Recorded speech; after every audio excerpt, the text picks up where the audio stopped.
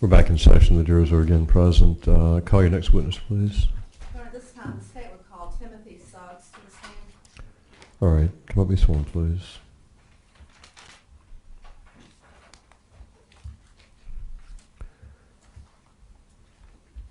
So put your left hand on the Bible, raise your right hand, please. You solemnly swear the testimony you give this court will be the truth, the whole truth, and nothing but the truth, so help you God. I do. Thank you.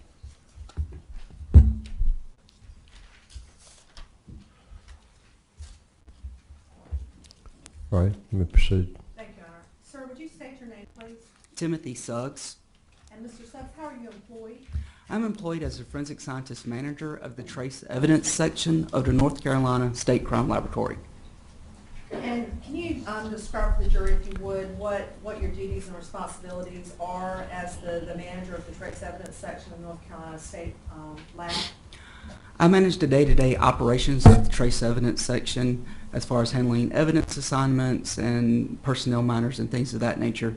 In addition to my management duties, I also perform casework, analyze items of evidence involving fire debris in which I'm looking for the presence of ignitable liquids or accelerants. I also perform an analysis in explosives cases in which we're looking for the presence of a low explosive material. Along with that, I also perform unknown examinations in which we're looking at items just to determine what kind of substance may be present. And can you describe for the jury, if you would, your background and training that allows you to perform those functions at the State Crime Lab? I have a Bachelor of Science in Chemistry and Physics from Appalachian State University. I completed basic law enforcement training as well as the SBI Special Agent Academy. After completion of all of that, I spent my first 3.5 years at the crime laboratory in the drug chemistry section in which I examined for the presence of controlled substances. Prior to beginning those types of examinations, I completed the in-house training program to identify the presence of controlled substances. After those 3.5 years, I transferred to the Trace Evidence section where I trained in fire debris examinations to examine for the presence of accelerants. I completed that in-house training program and then also completed the in-house training program for explosives examinations. I've completed a couple of seminars and workshops, one by the FBI in post-blast examinations as well as ATF. I've examined over 5,000 cases looking for controlled substances, 2,000 cases for ignitable liquids or accelerants, and about 30 cases for explosives. I've testified as an expert witness over 50 times. And on those occasions where you were testifying as an expert witness, would that be in the area of forensic chemistry? Correct. You know, at this time, the state would tender Agent Suggs to the court as an expert in forensic chemistry. There being no objection, the court accepts the tender. Agent Suggs, you had indicated that at least part of your duties with the State Crime Lab involved examining items and comparing unknown items to known items. Correct. And how does that typically happen? How did that type of case is presented to you or come into your lab? Cases are collected or samples are collected from a crime scene. They're submitted to the laboratory through the evidence control unit. When they're submitted, there's a request for examination form that's filled out in which the officers indicate the type of examination that they would like to have performed on those types of evidence. When we're looking at an unknown case, we actually need a sample for comparison in order for us to work up testing on the known sample and then compare it to the unknown sample to see if they react the same. And with regard to this particular case involving Amanda Hayes and the victim being Laura Ackerson, did you receive certain items to compare and analyze? Yes, ma'am. And can you describe what you received and when you received it? I received a soil sample from a hawk pen. It's laboratory item number 32, which was agency item number 72. I received another soil sample from a hawk pen that was laboratory item number 33, which was agency item number 73. I received a third soil sample from a hawk pen, which was agency item 74, laboratory item number 34. Then 4 soil samples in black cloth, which was agency item number 70, laboratory item number 35. And lastly, a 1-gallon container of muriatic acid, which was agency item 1, laboratory item number 36. These items were submitted into the laboratory by E.G. Gibney on April 4th of 2013. I received these items of evidence on April 5th, 2013 from evidence technician Sarah Clay. So when, in general, when cases come into the lab, the law enforcement agent submits it to your evidence control technician? Yes, ma'am, that's correct, and they retain custody of it or place it in the vault until it is transferred to one of the scientists for examination. So on the date that you actually received these items that you've described, they were submitted to you for what kind of analysis? These items were submitted to me to determine whether or not acid was present. And you had identified these various items, and you said that they were agency item numbers and then law enforcement item numbers. Every item that comes into the lab, do you basically assign your own number to those items, or is it assigned by the state crime lab? That is correct. When the items are submitted into the laboratory, each item is submitted with a unique laboratory case number, and then there are unique item numbers that go along with that laboratory case number in order for us to be able to identify those items of evidence. Your Honor, may I approach the witness? You may.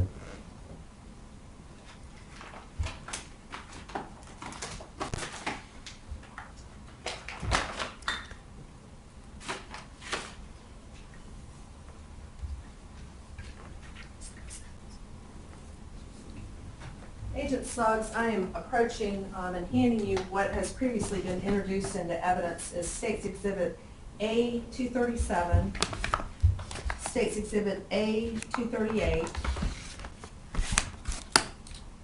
State's Exhibit A-239, and State's Exhibit A-240.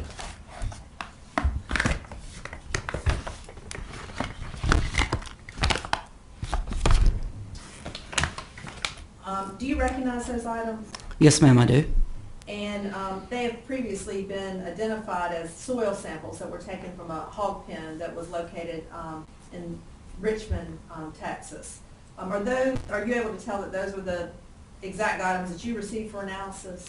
Yes, ma'am, I can. They bear the unique laboratory barcode as well as the date that I received the items of evidence, my initial, and then also on the seals, my initials and date on which I sealed the items of evidence. May I approach the witness again? All right.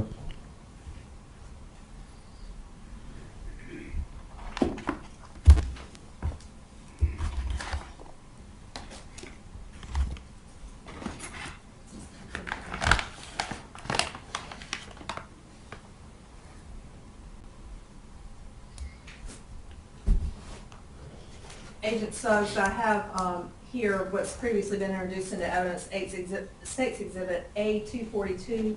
Do you recognize that item? Yes, ma'am, I do. And is that the muriatic acid that you received in the lab? Yes, ma'am, it is.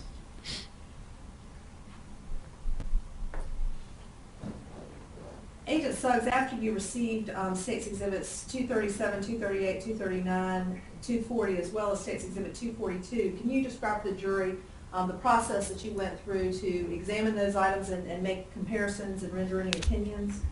Certainly. All these items of evidence, the first thing I did was to determine whether or not these items had a pH value. What pH is it's a scale that's used to determine how acidic or basic a sample is.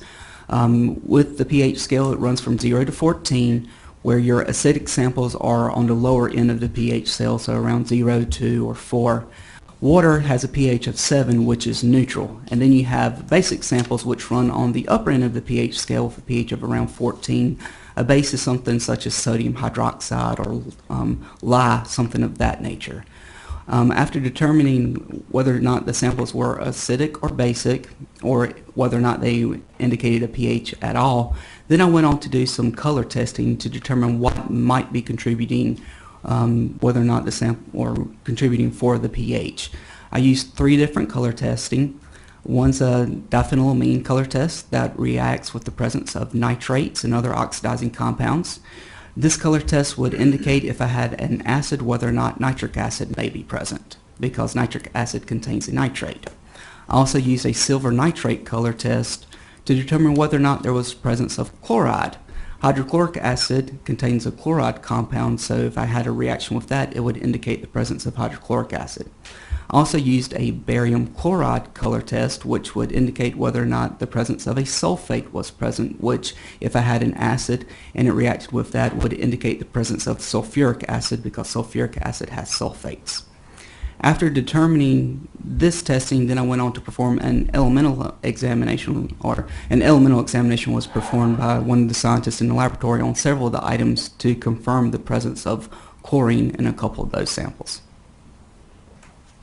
And in going through your analysis and completing those tests that you've described, the pH test as well as the color test and the final test for the nitrates that you went through, what did you find? What were the results of your examination?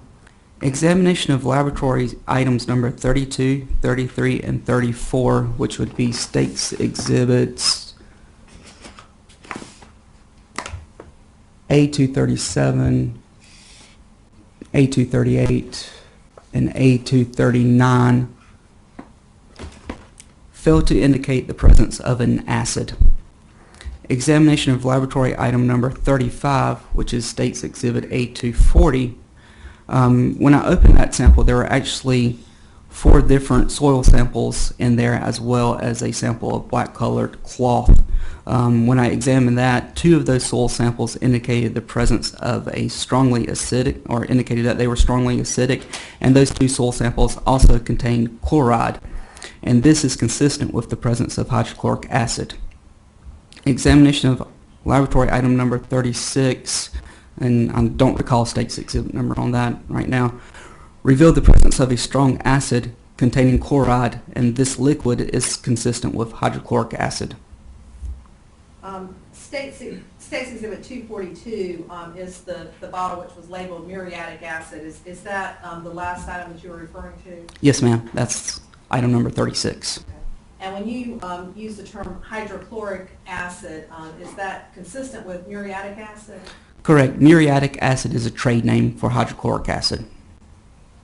And so you had received a number of samples, soil samples, A237, 238, 239, which I think previously had been identified as controlled samples, and you did not detect any acid in those samples. Correct.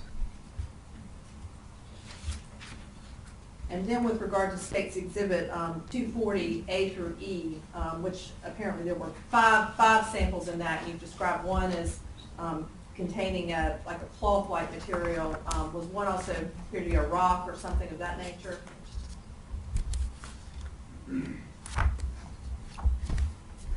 In the item of evidence, jar 1 contained a plastic-type material, jar 2 was soil, jar 3 contained leaves, vegetation, and cloth, jar 4 was a rock, and jar 5 contained soil that I labeled during my examination. County Approach the witness. All right.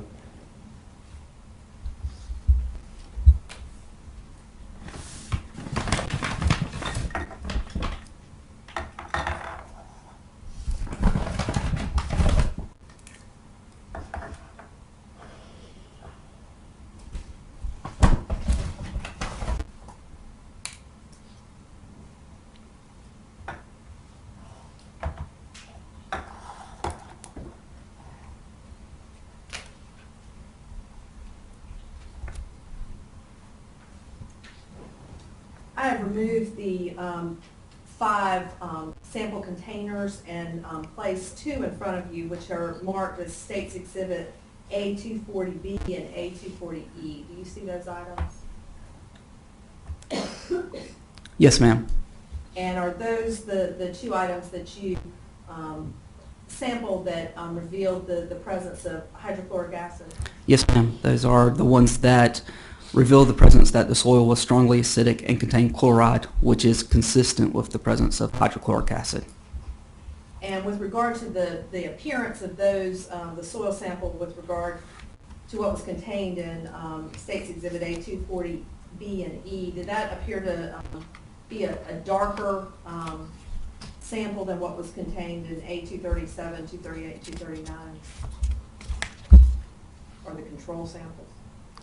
Referring back to my notes, the soil contained in jars 2 and 5, again, states Exhibit 240B and 240E were darker in appearance than the soil that were contained in items number 32, 33, and 34, or states Exhibit A237, A238, and 239. And in conducting your examination, did you, were you able to detect by smell the presence of acid? Or was that one of the factors that went into your analysis? I didn't denote at the time of my examination any odor on those items of evidence. And were you able to render an opinion as to whether or not the liquid contained in States Exhibit A242, which has been identified as the muriatic acid, whether or not that was the same substance that was found in the soil samples in States Exhibit A240B and E? Both samples were strongly acidic, so, or a strong acid, and they both contained chloride. In both cases, this would be consistent with the presence of hydrochloric acid or consistent with hydrochloric acid. I can't say whether or not what is in the bottle is exactly the same as what was collected from the soil, but the examination of the two items are consistent with each other.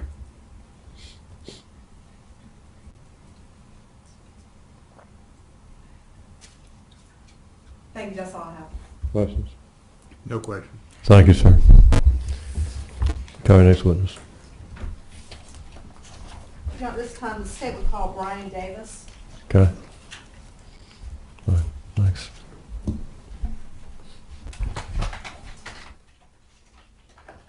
Mr.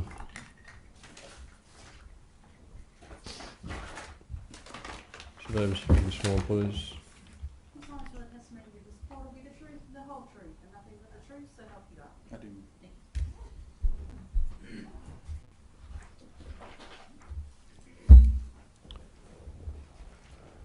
You may proceed.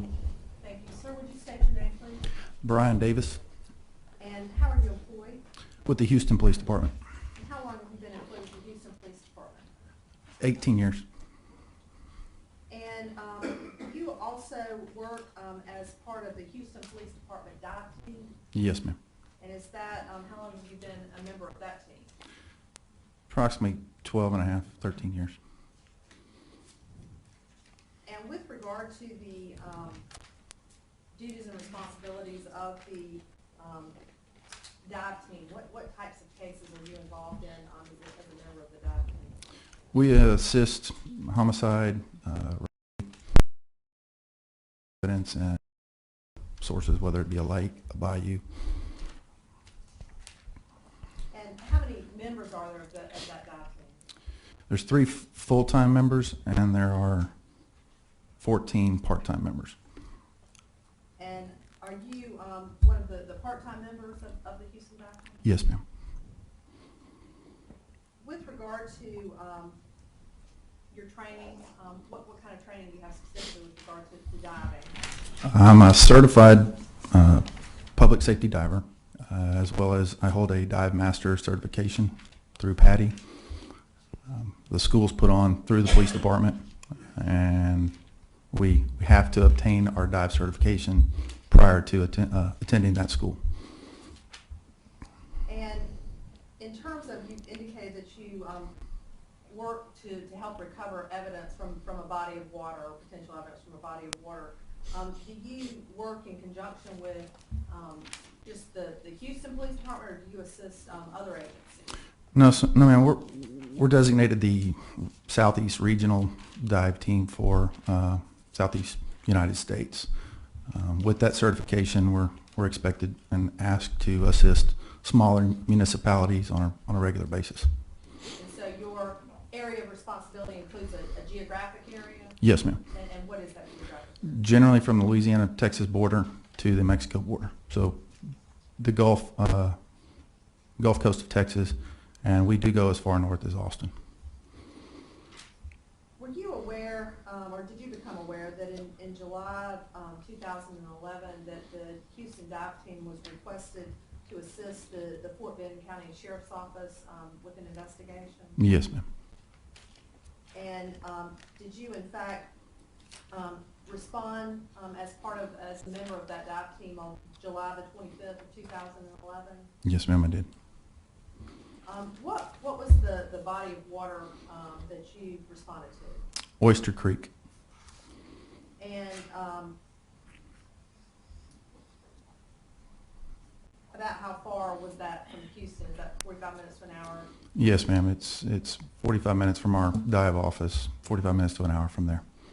And what information did you have, by the dive team, information did you all have regarding what the request was with regard to this particular search? One of our full-time members, who was a coordinator, he'd been contacted by Fort Bend, requested to make the scene and assist with a dive search of Oyster Creek. We were told that we were looking for a woman's body, more specifically a foot, hands, smaller objects. And at that point, were you aware that certain remains had been recovered the day before? Yes, ma'am. You indicated you were specifically requested to look for some smaller hands and feet. Why was that? To assist with identification. And to your knowledge, at that point, had the woman's head been recovered? No, ma'am. And were there any distinguishing marks that you were given with regard to her feet? Any reason that you were looking for her feet? Yes, ma'am. We were told that she had a tattoo on her foot, and that would help with identification. With regard to that section of Oyster Creek, the jury's seen some photographs, but can you describe what you observed and how that was relevant with regard to the type of search that you were and the methods that you were being used? We employed 2 searches on that day. The first one was actually a dive where we go on air and dive below the water. That search was, other than it just being hot, it was a normal search. The second search, we moved to another area, and that search was not done underneath the water. It was done on top of the water, searching through lilies. We had, there was a small opening where water could get through, but just about the entire creek was covered with lilies. And with regard to the lilies or vegetation that was on top of the water, did that have a root system that extended down? Yes, ma'am, it did. And did it go all the way down to the bottom of the creek? No, ma'am. It suspended about 6 to 7 inches below the top of the water. How deep was the water in the area that you searched? It would go from 7 to 8.5 feet. It ranged, but it was anywhere between 6.5 to 7.5 feet.